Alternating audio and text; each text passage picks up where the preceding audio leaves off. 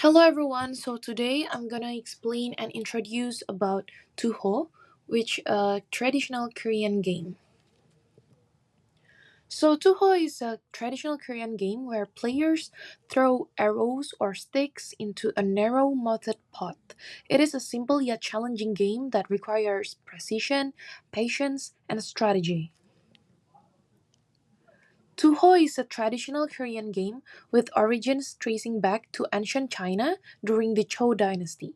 Initially played by Chinese aristocrats, the game was both a form of entertainment and a means to cultivate focus, patience, and discipline. As cultural exchanges took place, Tuho spread to Korea during the Three Kingdoms period and gradually became a part of Korean aristocratic life. By the Goryeo and Joseon dynasties, it had evolved into more than just a game, serving as an intellectual and more moral training exercise for scholars and noble families.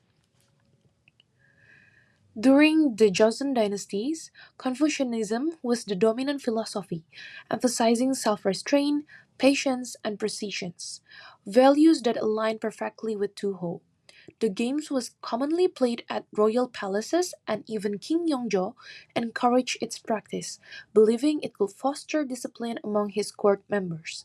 However, as Korea modernized in the late 19th and early 20th centuries, Tuho gradually declined in popularity, being replaced by newer forms of entertainment. Despite this, it remained a staple of traditional celebrations like Solal and Chuseok. Today, Tuho continues to be played and it also introduced in schools to educate younger generations about traditional games. While the game has largely disappeared from everyday life, modern versions can still be found in arcades and amusement parks, keeping the spirit of Tuho alive in contemporary Korea. How to play Tuho? The first, we will talk about the equipment we needed. The first one is Tuho pot, a tall, narrow container usually made of wood or ceramic. Second, arrows or sticks, traditionally made of wood, but modern versions use plastic. The third one is throwing line, a designated spot where players must stand while throwing. Second is basic rules. Players stand behind the throwing line, keeping a set distance from the Tuho pot. Each player takes turns throwing arrows, trying to land them inside the pot. Depending on the game version, each player may have a set number of throws, for example, 5 to 10 arrows per round. Only arrows that successfully land inside the pot count as points. Third one is scoring system. Basic scoring is 1 point for every arrow that lands inside the pot. Advanced scoring, different points values may be assigned based on difficulty, such as 1 point for arrows that land inside, 2 points for arrows that stand upright in the pot, bonus points for making multiple successful throws in a row. The player with the highest score at the end of the game wins. Where to play Tuho? First is the traditional village, or Korean cultural festivals or historical sites. Although Tuho is no longer a common household game, it is still played at those places.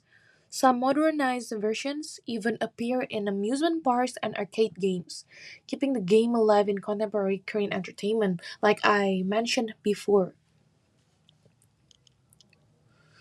And also from the Tuho game, we can find the cultural significance of Tuho. Beyond its philosophical importance, Tuho also played a role in social bonding.